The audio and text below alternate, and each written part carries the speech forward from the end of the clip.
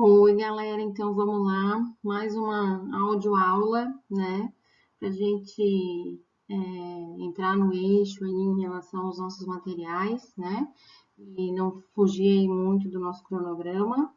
Lembrar, né, que essa aula já está disponível lá no clipe da escola, junto com a nossa lista de exercícios, e reforçar que a gente vai ter live, né, desse material posteriormente para a gente sanar as dúvidas e também tirar dúvidas sobre as questões, né, se vocês responderam de maneira certa a lista de exercícios, tá?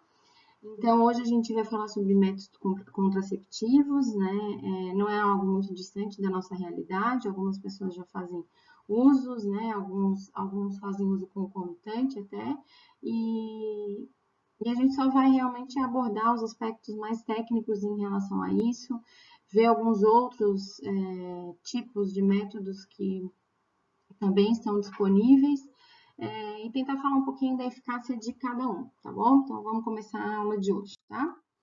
Então, o método contraceptivo, ele é um método, né, um tratamento, vamos assim dizer, entre aspas, que evita, na verdade, a concepção, né, então por isso que tem esse nome, contraceptivo, né, ele é um impeditivo de uma gravidez, né, mas eu destaco que é sempre importante que para que o método ele seja de maneira segura, seja utilizado de maneira segura e eficiente, ele tem que ser usado corretamente, né? Então, quando a gente fala que a gente está fazendo uso, por exemplo, de uma terapia de anticoncepcional oral, né, os ACOs lá, que a gente costuma ver essa sigla, e lá naquela terapia a gente tem que tomar 28 comprimidos, né? Então são 28 dias tomando um comprimido por dia.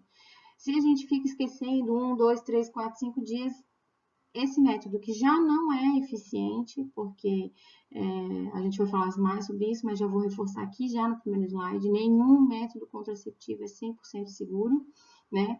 O único método contraceptivo seguro é a abstinência sexual, não tem outro tipo, então não fazer é o que garante a gente não engravidar, porque a partir do momento que a gente está tendo relação sexual, a gente está se expondo, né, para sim, no momento da ovulação, ter uma fecundação.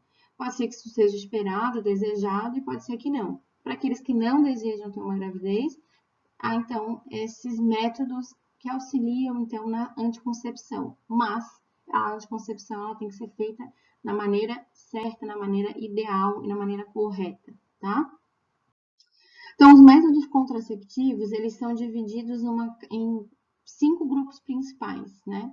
Então, a gente tem o que a gente chama de métodos comportamentais, métodos de barreira, dispositivos intrauterinos, a contracepção hormonal e uma contracepção cirúrgica.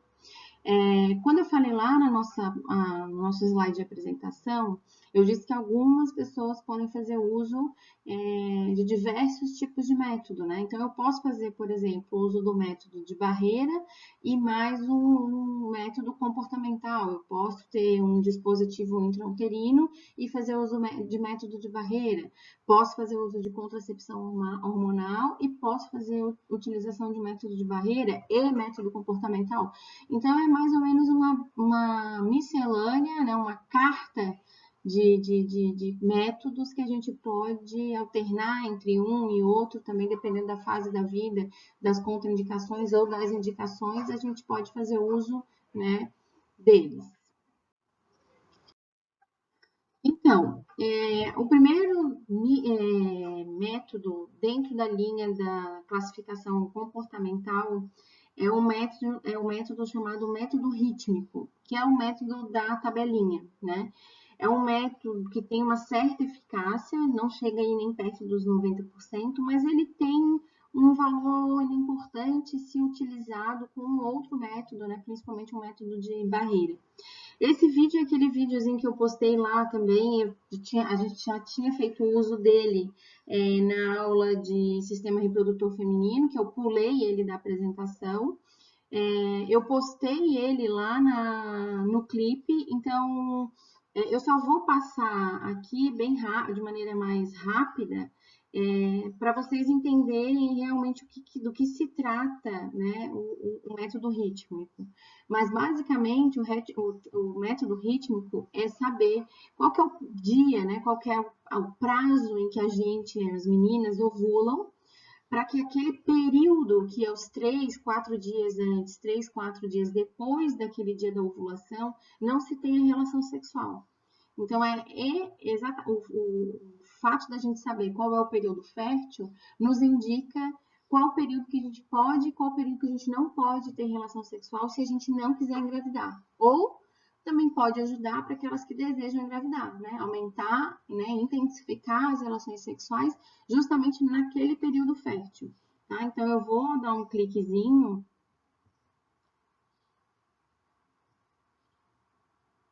Então, eu não vou passar aqui, eu até achei que ele ia funcionar aqui, mas acabou não funcionando. Mas eu vou pedir para vocês resgatarem ele lá do clipe e darem uma olhada lá no clipe, tá? De como que calcula direitinho, como que calcula para quem é regular, como que calcula para quem é irregular, né? E dá sim, tá? Dá sim, meninas, para quem tem ritmo irregular, aquele ciclo, né? Desculpa, aquele ciclo que por hora é 28 dias, por hora é menos, por hora é muito mais, também dá, tá? Esse vídeo é bem legal, explica bem direitinho. Então, para quem tá aí desejando engravidar ou não querendo ter mais nenhum tipo, é um método que dá para ser utilizado, mas lembrando, dá para ser utilizado se associado a um outro tipo de método, principalmente um tipo de método de barreira, tá? O próximo método comportamental também é o que a gente chama de temperatura basal, né? Eu expliquei lá na nossa aula de sistema reprodutor feminino que existe uma fase em que há um pico, né, de temperatura. Um pico muito pequeno, né? A gente não está falando de um pico muito grande, mas um pico bem pequeno de temperatura. Então, quando a gente está num período pré-ovulação, a gente tem uma temperatura muito próxima aí da temperatura normal, né? Então, ali perto de 36,2, 36,5, e tá tudo bem. Só que conforme vai chegando perto do período ovulatório, a gente vai tendo o quê? Vai tendo uma elevação da temperatura. E é essa elevação brusca, né, de temperatura, que se vocês conseguirem olhar aqui, né, não tá tão mais alto, mas tá ali, ó, em 37, aumentou 8 graus, às vezes aumenta 4 graus. Ela faz e ela se mantém, né? Olhem a linha do gráfico, ela se mantém até começar a cair de novo. Essa aqui, esse pico, indica período ovulatório. Então, as mulheres já sabem, né? Quando é que estão ovulando. Então, aqui são os dias do mês, né? Aqui, obviamente, se a gente quiser fazer um controle, a gente vai botar qual é o mês, né? Pode ser o mês 10, né? E aqui é a temperatura, né? A gente acha essas tabelinhas de temperatura na internet, dá para fazer, né? Imprime, dá para ir. Então, vai fazendo um risquinho, como se fosse um gráfico mesmo, a cada dia. Dia 1, média temperatura. E aí, a medir a temperatura no local onde vai realmente estar mais aquecido, né, gente? Que é onde vai ter aquela vascularização para a formação do endométrio. Lembra que eu falei lá na aula do sistema reprodutor feminino? Então, obviamente que vai medir a temperatura não é da axila, não é a temperatura axilar. Porque a temperatura axilar, ela até vai dar uma leve aumentada, mas é um aumento muito discreto. Mas a temperatura vaginal, por estar mais irrigada, com certeza vai ter um aumento muito maior. Então, tem que se medir essa temperatura pela vagina. O ideal é que seja aquela temperatura que a pessoa simplesmente abriu o olho, pegou o termômetro ali do lado do criado mudo e ó, botou ali no canal vaginal, espera os 5 minutinhos que o termômetro precisa para calcular a temperatura. A temperatura não tem mistério nenhum, né? Então, é igual a gente mede na temperatura axilar, só que a gente vai colocando num local diferente. Terminou os 5 minutinhos, registra aqui na tabela e vai monitorando o dia a dia. Obviamente, vão ter ciclos, né? Meses em que a temperatura o pico de temperatura deu no dia 14, vão ter meses que vão dar no dia 13, outros vão dar no dia 15. Então, é necessário fazer mais do que uma para conseguir conferir uma média, né? Então, uma, às vezes, não é o suficiente. Precisa fazer uns 3, 4 meses para começar a ver como é que o corpo, né? Em que período, mais ou menos, uma média de dias. Teve uns... Dos 3 meses que eu fiz o controle de temperatura, 2 começaram no dia 14. Então, é bem provável que a ovulação aconteça realmente no meio do ciclo, em 14 dias. Se já começou a ter uma média muito distante, 2 deram no dia 14, ou 4 deram no dia não sei quanto, mais 5... Bom, aí talvez esse já não seja realmente o método que a gente vai utilizar, porque a gente vai ficar muito perdida no meio do caminho. Mas é importante para vocês verem, né, esse pico evolutivo. E por quê, né, ao acordar? Porque se você faz essa temperatura vaginal, a hora que você acordou, né, você corre menos riscos de ter relações sexuais naquele dia, sabendo que é o seu dia de pico de temperatura. Prof, mas eu tive relação sexual na noite anterior. Pois é, esse talvez realmente não seja um método ideal, porque se teve relação, né, na noite anterior, a gente sabe que o espermatozoide dura 72 horas e aí você está, né, na linha de tiro, né, tá lá na trincheira guerreando, porque agora é o que te resta. Talvez, pode ser que não ocorra uma gravidez, mas, né, tá sob risco bem importante. Certo? Então, essa aí é um outro método comportamental que é a medida da temperatura basal. E lembrando, né, gente, guardem esse termômetro no lugar seguro, né?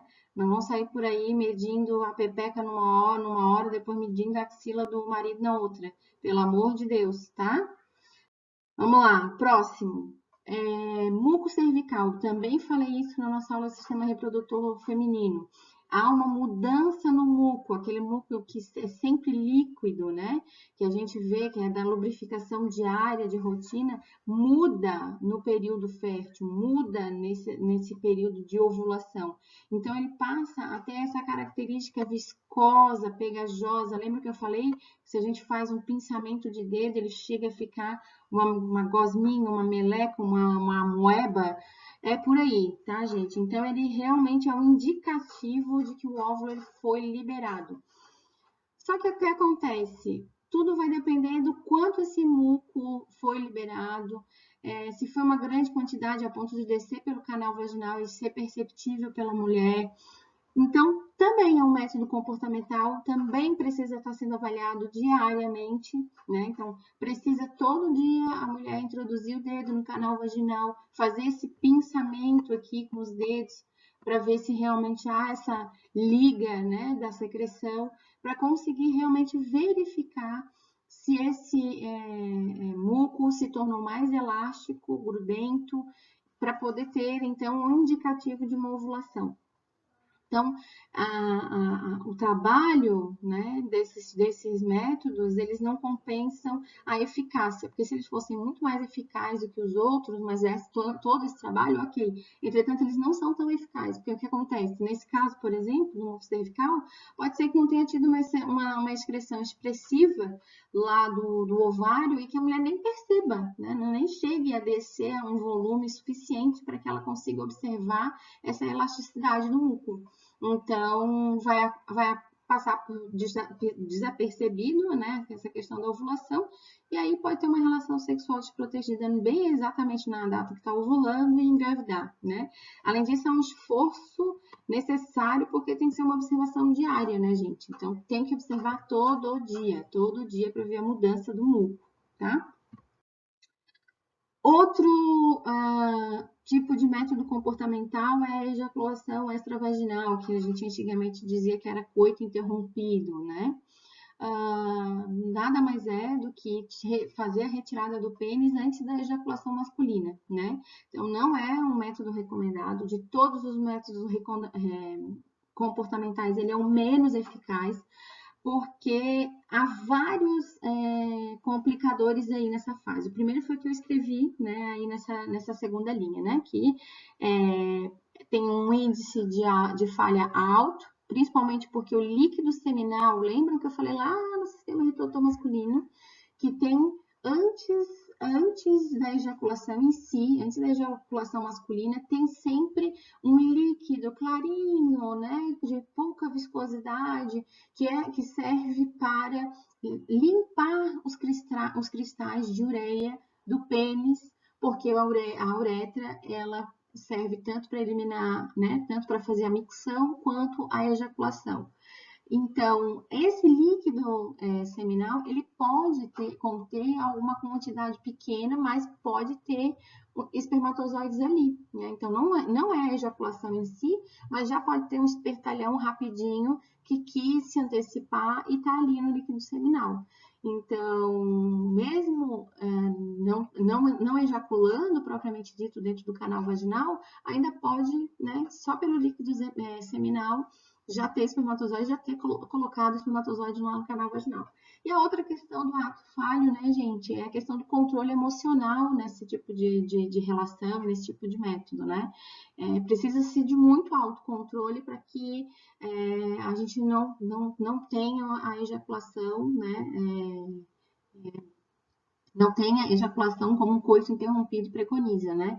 Então, a gente sabe que a relação sexual, o sexo em si, né, entre homem e mulher, e estou falando entre homem e mulher, porque estamos falando de reprodução, de gravidez, envolvem muitos desejos, são muitas áreas erógenas, né? Então, são muitos toques, muitos tatos, e às vezes, no calor da emoção, a gente se deixa levar por toda essa erotização que o sexo promove, que a relação sexual promove, e obviamente a parte mais importante desta relação, né, o ato tão esperado, ele vai ser realmente interrompido. Então, por muitas vezes acontece de a relação sexual ser combinada, de que vai ser feita através de coito interrompido, e no final acabar não acontecendo porque as pessoas, né, e aí muitas vezes pode acontecer por ambas as partes, não conseguirem se controlar, porque realmente exige muito autocontrole.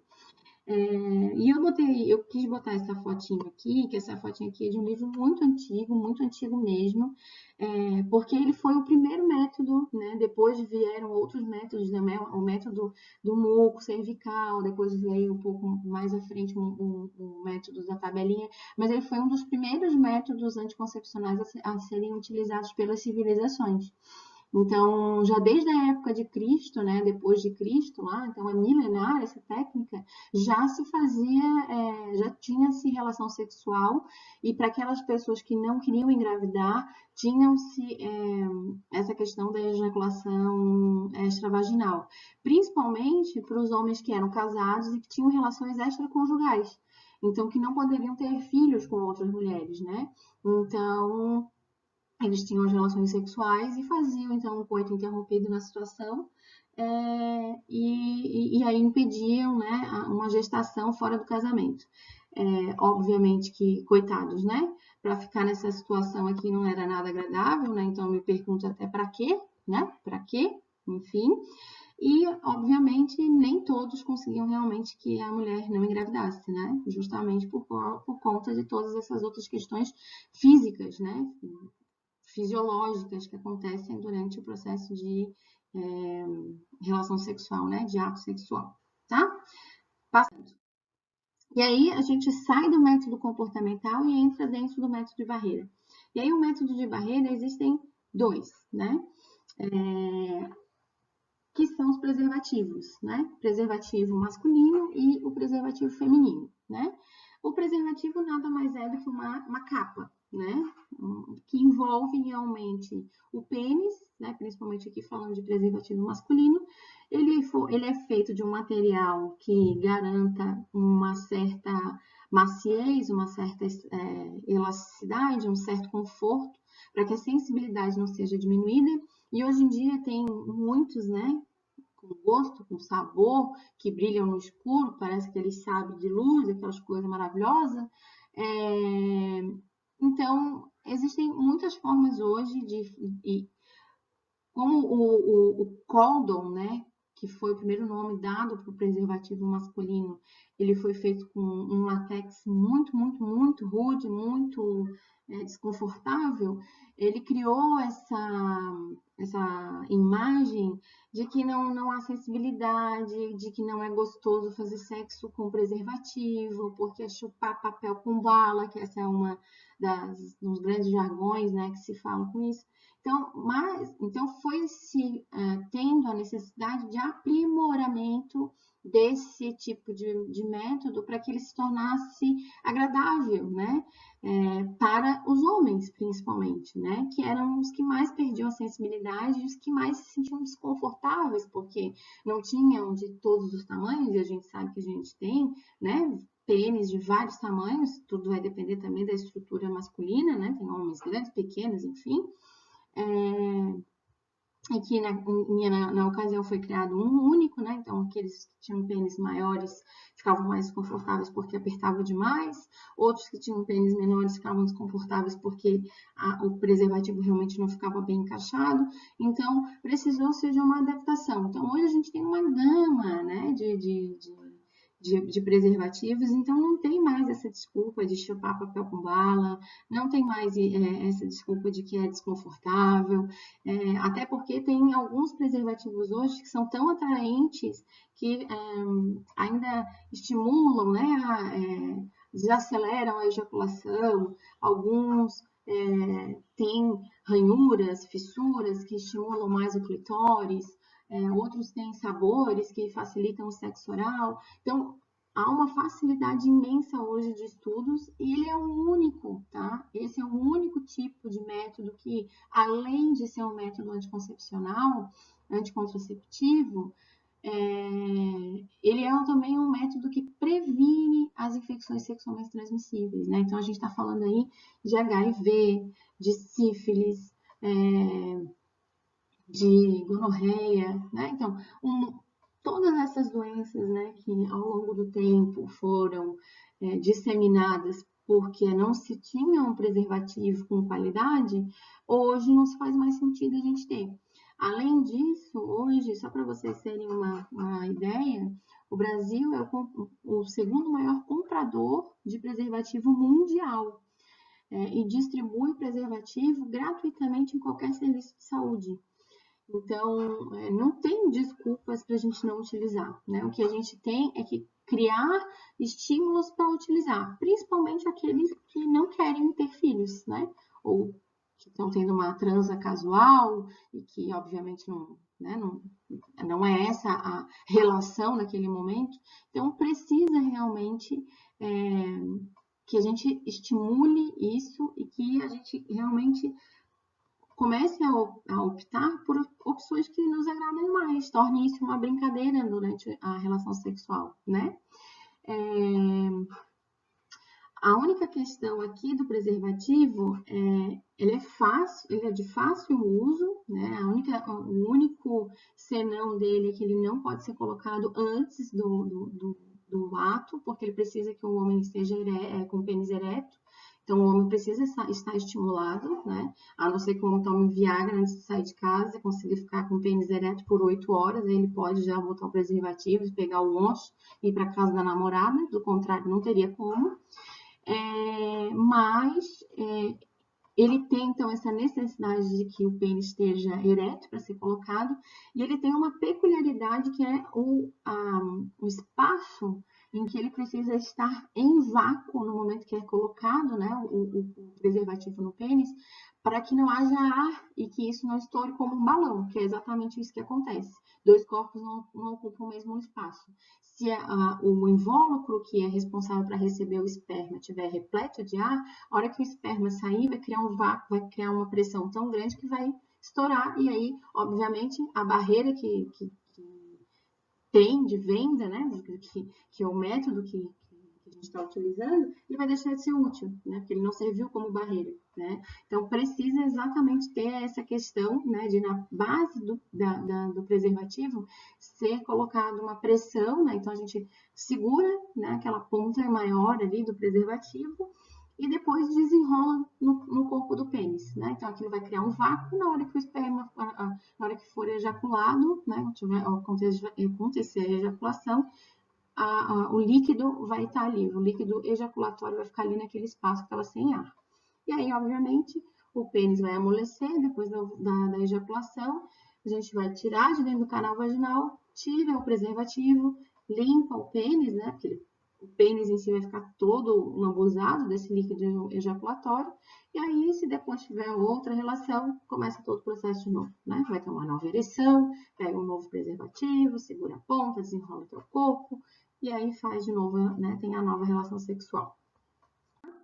E aí a gente também tem o preservativo feminino, né?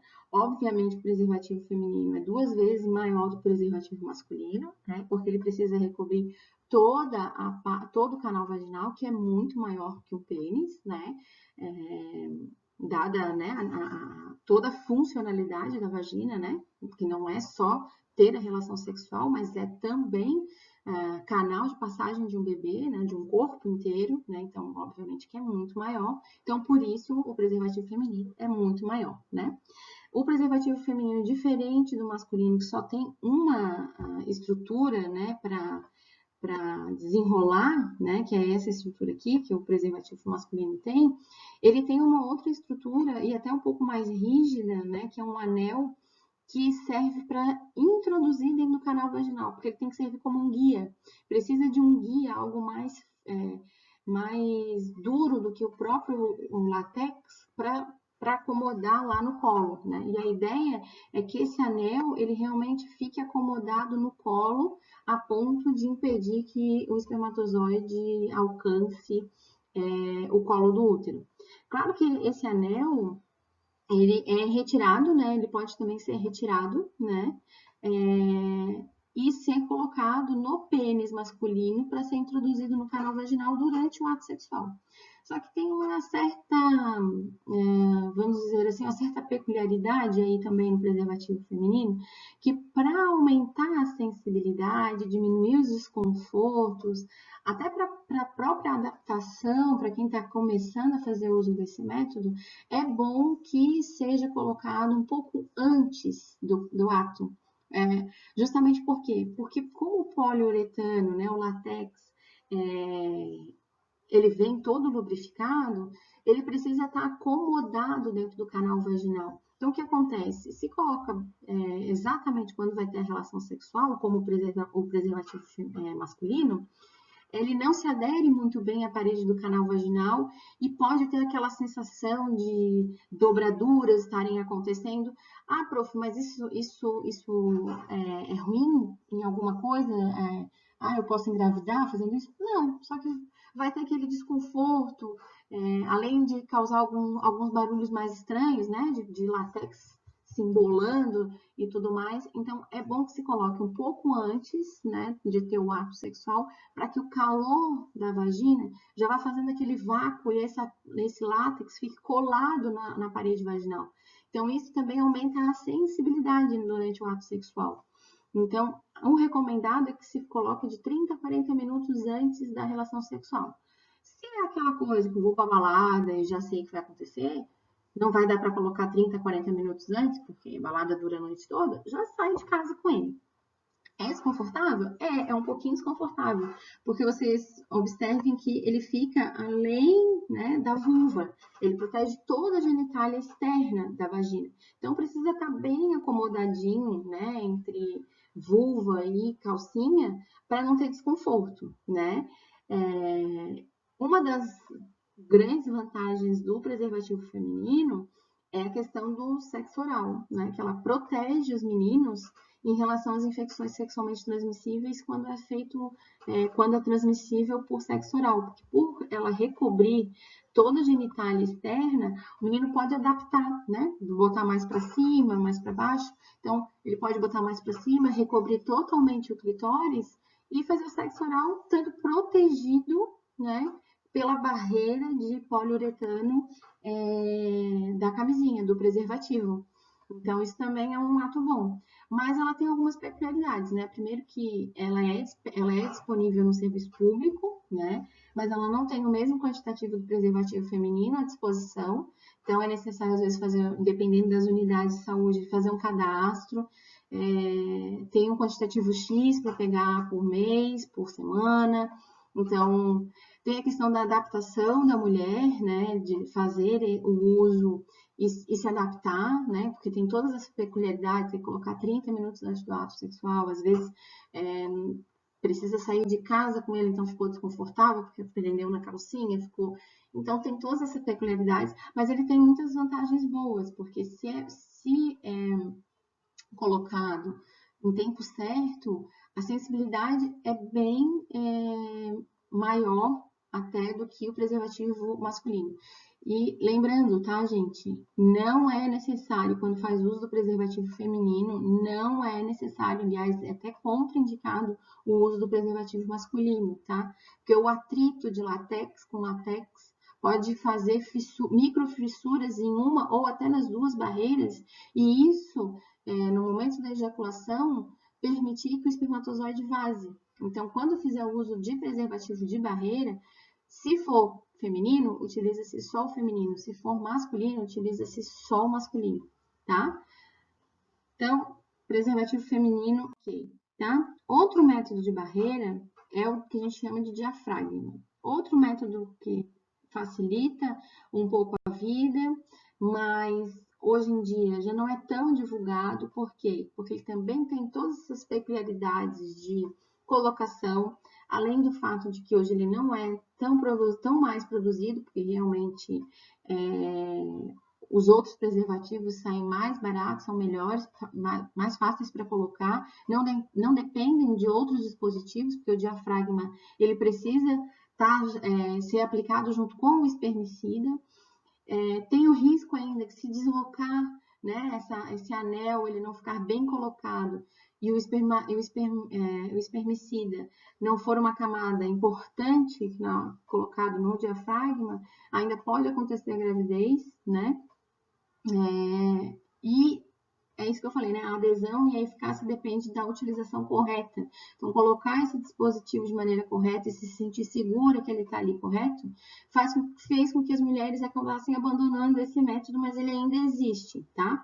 Ele também é um anel flexível, com uma membrana de látex, mas uma membrana mais grossa do que a membrana de látex, né? A textura de látex do preservativo masculino e feminino. Justamente porque ele é reutilizável, né? Ele é utilizado durante o sexo, tira-se, lava, é protegido numa caixinha que já é pronta para ele, vem do laboratório, né, para ser guardado, e aí, quando for necessário novamente, vai lá, lava, passa o espermicida na borda e faz a recolocação, tá? Que é isso aqui, tá? Então, ele esse anelzinho aqui é um anelzinho flexível, então a gente aperta, introduz ele como se fosse um OB, né? E o espermicida é colocado dentro desse copinho aqui, né? Porque o que vai acontecer é que essa parte do anel vai estar em contato com o colo. E a parte da membraninha, da bolsinha, que vai estar com o espermicida dentro, ela fica em contato com o pênis, né? Tá vendo aqui o dedo aqui? Então, pensem que o pênis também vai entrar aqui. Então, se ela não ficar bem adaptada aqui, se não tiver uma boa quantidade de espermicida dentro desse copinho, pode acontecer, né, de ter, então, uma gravidez desejada. Tem a opção de também fazer, não fazer a introdução do dedo, como um OB normal, mas também fazer uso de um aplicador, tá? Mas aí tudo isso depende do fabricante, né? Porque muitas vezes o que acontece é que vem só realmente o diafragmazinho e a capinha para ele. Espermicida e aplicador é comprado separadamente, tá? Mas também é um método de barreira. Não é muito utilizado hoje, mas também está disponível ainda no mercado, tá? E aí é um método anticoncepcional feminino, né? Outro método de barreira é o dispositivo intrauterino, né? Então, o DIU, tá? Que é um pequeno objeto de plástico, e aqui nesse caso pode ser plástico ou pode ser cobre, né? E ele é inserido no útero, exatamente na zona aonde o endométrio se prepara, né, para nidar, para fixar o óvulo fecundado. Ah, prof, mas então quer dizer que ele é um abortivo? Ele não é um abortivo, por quê? Porque mesmo o DIU de cobre, ele libera íons responsáveis por evitar liberação do FSH, ou seja, ele inibe a liberação pela hipófise do hormônio folículo estimulante, tá? Então, ele faz o quê? Ele impede que o óvulo seja maturado. Então, essa é a primeira função do DIU, tá? Claro que DIUs de cobre têm menos eficácia em relação a isso do que os DIUs Mirena, os de plástico. Por quê? Porque o DIU Mirena, ele tem, né, a capacidade de liberar progesterona constantemente para a circulação sanguínea. E aí, o que que isso acontece? E o que que isso promove, né? O que que isso dá de sensação para o cérebro? Ele dá de sensação para o cérebro que não precisa fazer nenhuma liberação de FSH porque ela já está grávida. Porque a progesterona, lembram? É aquele hormônio que vai manter o endométrio para os primeiros meses de gestação. Lembra? Então, é isso que o Mirena faz a mais do que o DIU de cobre. Mas o DIU de cobre, ele também impede a ovulação. Além disso, ele fica exatamente no espaço aonde está as tubas uterinas. Então, ele não é um abortivo, porque se não há passagem de espermatozoide para cá e não há passagem de óvulo para cá, não houve fecundação. O que se perdeu foi um óvulo e um espermatozoide. Não se perdeu um óvulo, um embrião. Se perdeu foi um óvulo apenas, foi um zigoto, um gameta feminino e um gameta masculino. Não houve fecundação nessa situação, tá? Agora, pode. O DIU, ele pode sair do lugar, ele pode causar umas reentrâncias no útero, e essa reentrância deixar uma falha por aqui, e pode acontecer do óvulo passar aqui e encontrar o espermatozoide, pode. Então, há algumas situações em que realmente ele pode facilitar. É um método seguro? Não, também não é um método seguro. Como eu disse lá no comecinho da aula, nenhum método é 100% eficaz, tá? Então, o DIU também não é, porque tem essas outras peculiaridades. Às vezes pode causar infecção uterina, é necessário extrair. Às vezes, essa infecção pode criar fibrose nessa área, que pode permitir que o espermatozoide dê uma pulada e caia dentro da tuba uterina. Então, tem essa situação. E além do fato dele estar inserido exatamente no local onde o óvulo vai se nidar, né? Então, ele também tem essa outra concepção. Mas, assim, via de regra, se não há encontro, né, dos gametas, não é abortivo, né?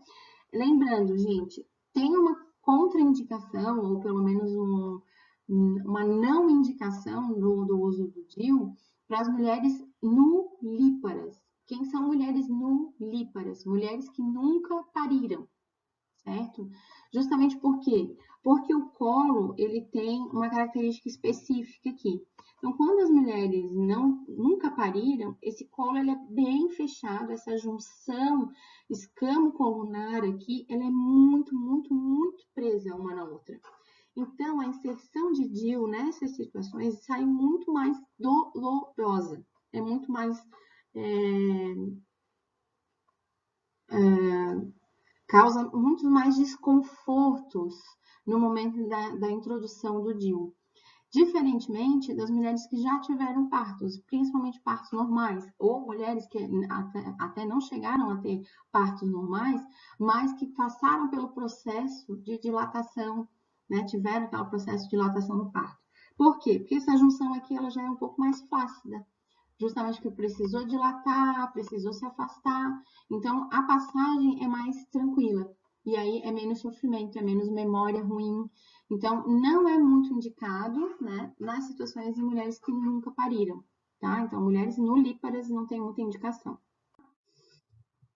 Depois disso, a gente tem todos os métodos hormonais. Que são os métodos hormonais? São exatamente exatamente aquilo que eu falei do Dilmirena. Eles vão dar memória, né, respostas ao cérebro de que o corpo está sempre em gestação, tá? Ele está sempre gravídico. Se o corpo está gravídico, não precisa mandar mais nada, porque ele já está gravídico, ele já está em gestação, ele já está em processo de gestação. Então, existem os anticoncepcionais combinados orais, por isso que a sigla, né? ACO, certo? Anticoncepcional combinado oral, que geralmente tem progesterona e estrogênio, tá? Então, é sempre uma combinação.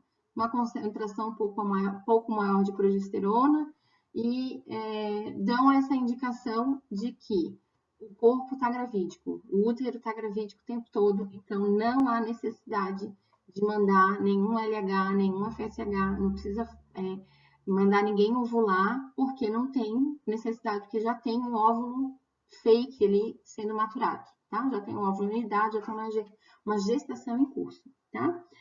Esses anticoncepcionais orais, eles se dividem em duas partes, tá? Em dois tipos. Tem os monofásicos e tem os multifásicos, né? Então, o monofásico é uma tomada por dia da mesma concentração de hormônio, tá? E a multifásica é uma pílula por dia com dosagem diferente, dependendo da época, né, do período do ciclo, tá? Então, aqui, ó, aqui vocês estão vendo uma monofásica e aqui vocês estão vendo uma multifásica. Consegue observar que muda a coloração do período e também muda a coloração dos comprimidos conforme o ciclo, né? E essas multifásicas são geralmente aquelas cartelinhas que a gente faz uso de 28 dias consecutivos.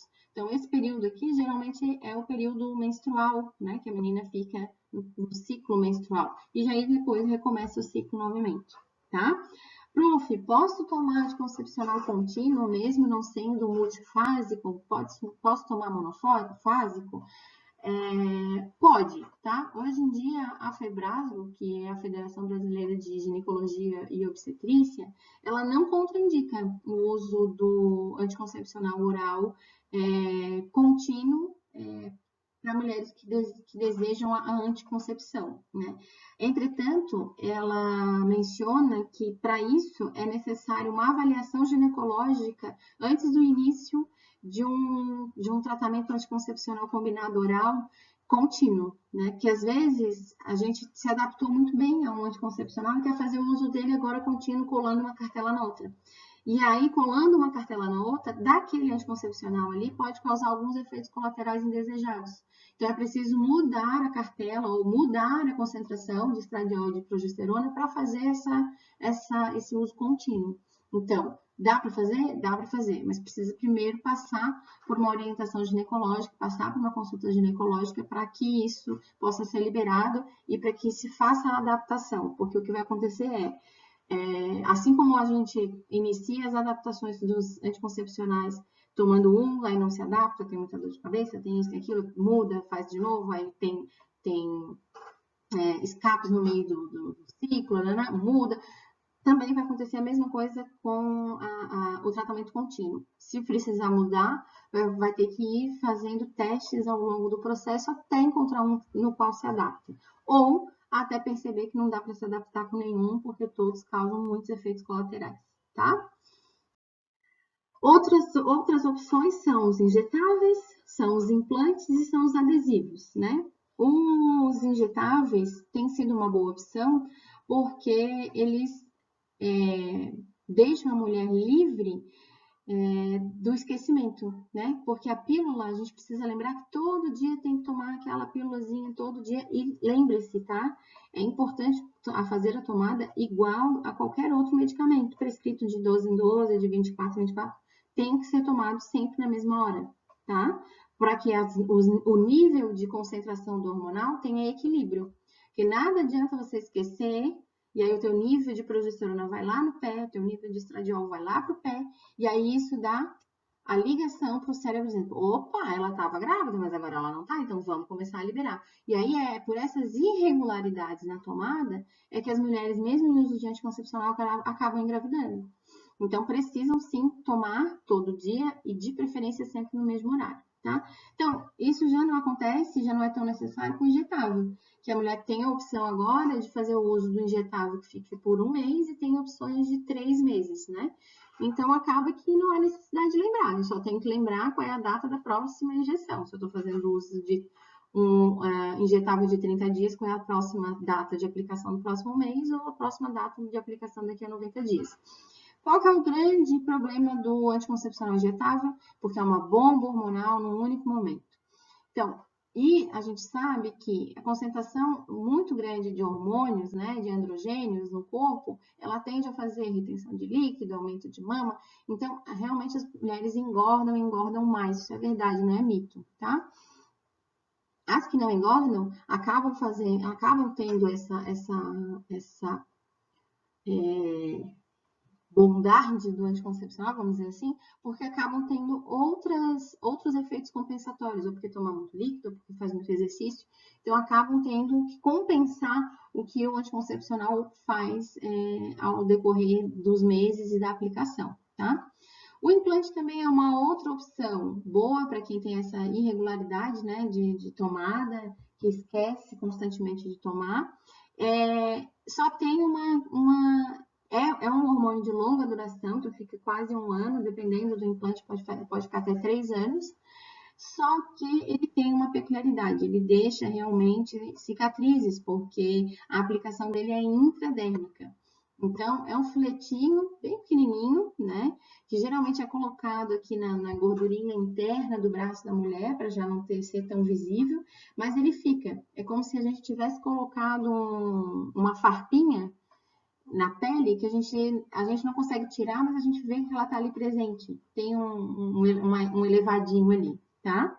E aí, qual que é o problema? É que depois de tirar, para tirar, tem que fazer um procedimento cirúrgico, né? Então, tem que abrir ali com um bisturizinho para puxar, depois dar um pontinho, tá? Ai, grandes coisas? Não é grandes coisas, mas talvez seja uma cicatriz desnecessária, né? Tendo em vista outros anticoncepcionais com outras possibilidades, tá? O outro também é os adesivos, né? Que são aí colados na pele, né? Então, vem o adesivo para 4, 5 semanas, né? Então, tem que ser feita a troca semanal. E ele é discreto, né? Evita também essa questão do esquecimento, só não pode esquecer, assim como o anticoncepcional injetável, da data da troca. E ele é colocado a indicação de colocar ele em locais estratégicos e ele fica liberando também progesterona, né, associada a estradiol, direto na corrente sanguínea através da derme. E aí facilita a vida também para quem não quer esquecer de tomar a pílula todo dia. Então, a gente tem aí, ó, a gente tem aqui, né, os implantes, né? Aqui, ó, a colocação que eu falei para vocês, não, então ele fica com essa elevaçãozinha aqui. É dolorido só porque tem uma picadinha na hora de colocar, mas depois disso fica tudo ok. Aqui todos os anticoncepcionais, né, injetáveis. E aqui o que eu falei para vocês, o adesivo, né? Daí ele é colocado em lugares estratégicos. O único problema dele é que, dependendo de onde você coloca, dependendo da roupa, ele fica exposto. E se você tá no verão também, né, tá exposto ao sol, também fica aquela marca ali, né? Então, mas no mais também serve muito bem, né? Para aquelas que acabam esquecendo a tomada do anticoncepcional diário, tá? O último método hormonal, então, é o anel vaginal, que tem uma grande vantagem, né? Ele é esse anelzinho que vocês estão vendo aqui, né? Ele tem todo o hormônio necessário. Ele fica por 1 mês, né, instalado no colo do útero, muito parecido com o diafragma, só que sem, né, a membrana.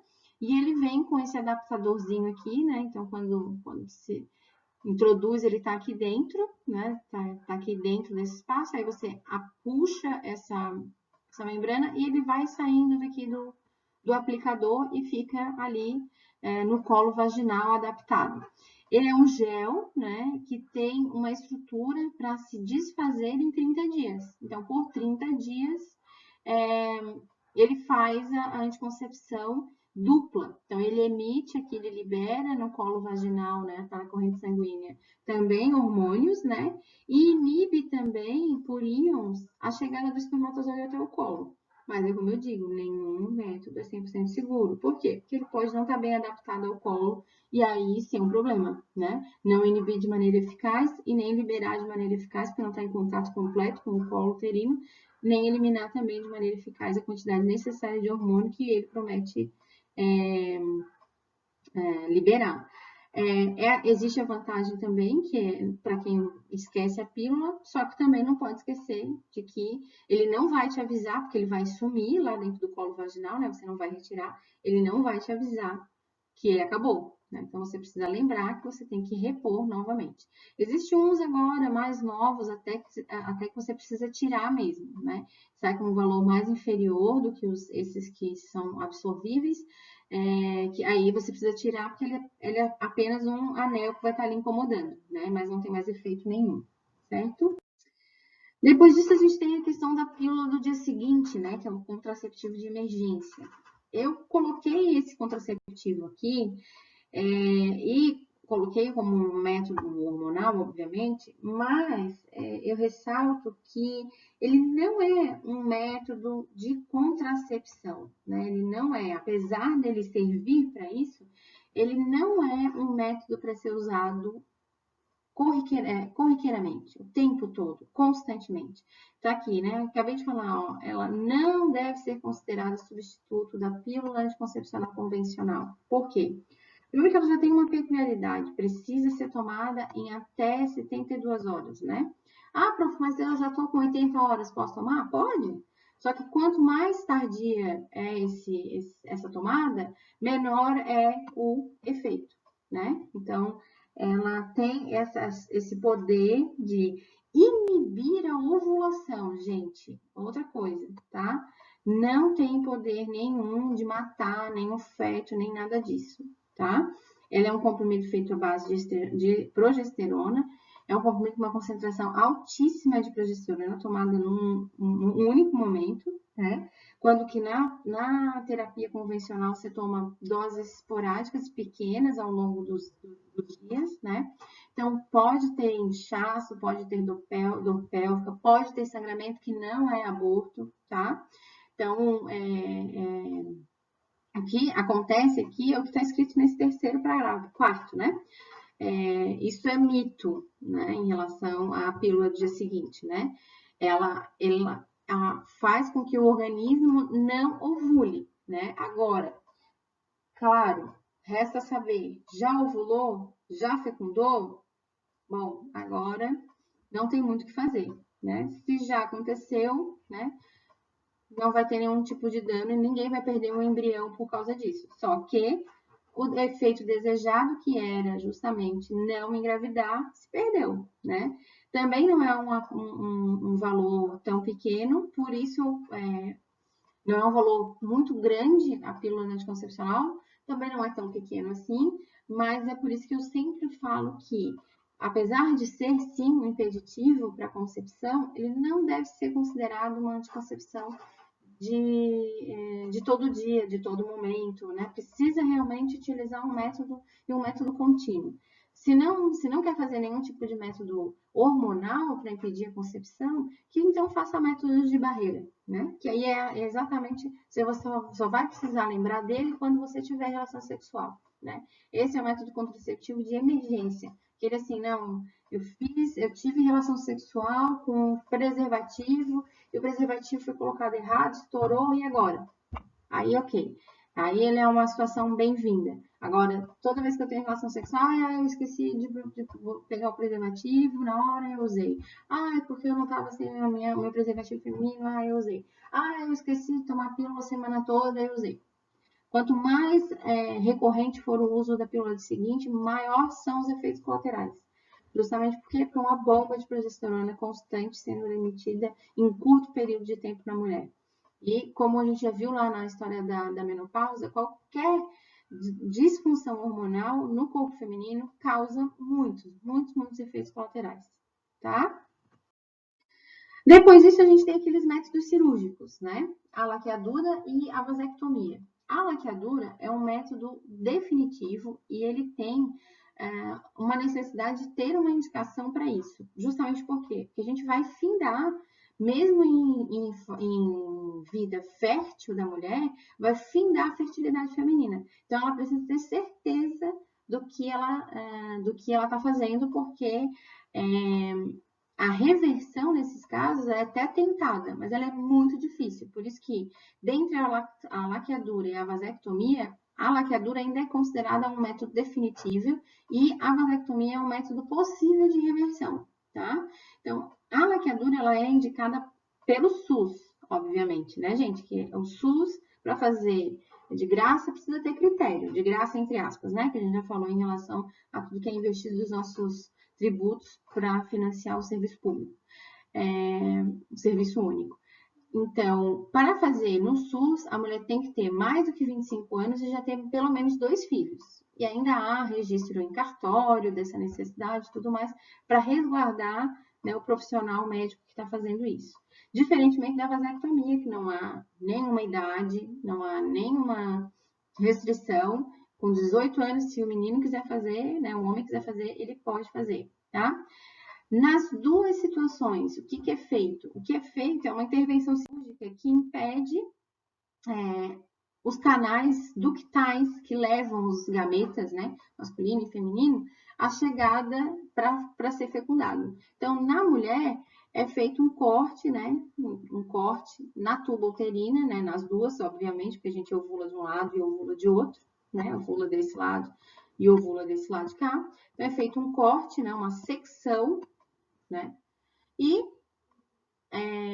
costurado, né, esse lado, costurado esse outro lado aqui, e obviamente o ovário, o óvulo vai sair de dentro do ovário e vai ficar aqui, não vai ter condições de chegar até o útero, certo?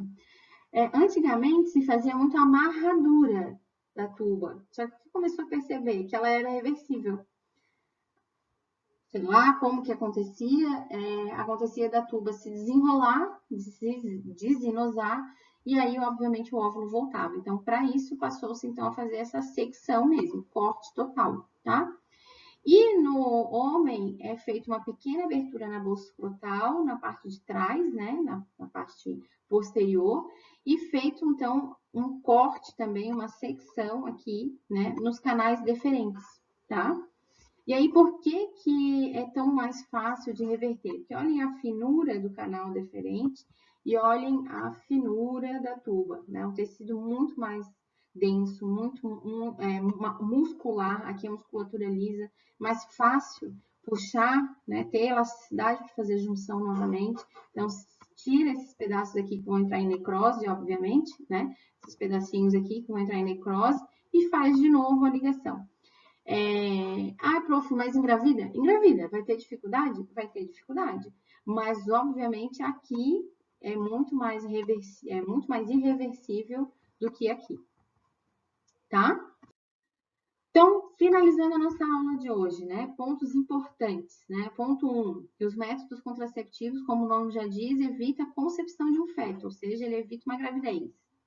Ponto 2, que nenhum método, exceto o uso do preservativo, impede a infecção dos pares de alguma infecção sexualmente transmissível. Ponto 3, que os métodos contraceptivos podem ser comportamentais, de barreira, hormonais, cirúrgicos e até de dispositivos intrauterinos. Ponto 4, existem métodos definitivos, temporários e reversíveis. Ponto 5. Apesar de ser um método anticoncepcional, nenhum método é completamente seguro, mesmo os definitivos. Por que eu digo isso? Porque até a laqueadura, dependendo do tempo, ela não é 100% segura, porque pode ter uma proximidade, pode ter um óvulo caído já na porção inferior da tuba. Então, ainda assim, exige um tempo para ser considerado efetivo. E ponto 6 é que as pílulas do dia seguinte, elas não devem ser utilizadas como método de rotina para anticoncepção, né? Uma vez que ela diminui sua eficácia ao longo das tomadas e aumenta os efeitos colaterais, certo? Então é isso, gente. Tá finalizada a aula de hoje sobre métodos contraceptivos. Vou deixar uma mensagenzinha para vocês, né? De Franklin Clark, né? Que se você encontrar um caminho sem obstáculo, ele provavelmente não vai te levar a lugar nenhum, né? Eu resolvi botar essa mensagenzinha aí por causa dessa dificuldade que a gente está tendo de se ver, né? Seria tão mais fácil se a gente estivesse em sala de aula, conversando, olhando olho no olho, mas agora é um momento que a gente vai precisar realmente pensar no outro, pensar em quem a gente ama e se manter em isolamento social. A gente tem mais um períodozinho aí para enfrentar isso, mas a gente vai se vendo aí no decorrer do tempo, nas nossas lives, se encontrando sempre que possível, trocando mensagens de carinho, de alegria, para a gente tornar esse isolamento, essa fase um pouco mais, um pouco mais alegre e menos tensa, tá? Espero que vocês tenham curtido. Em breve eu boto lá no clipe a data para a nossa próxima live. E beijo e ótima semana para todos.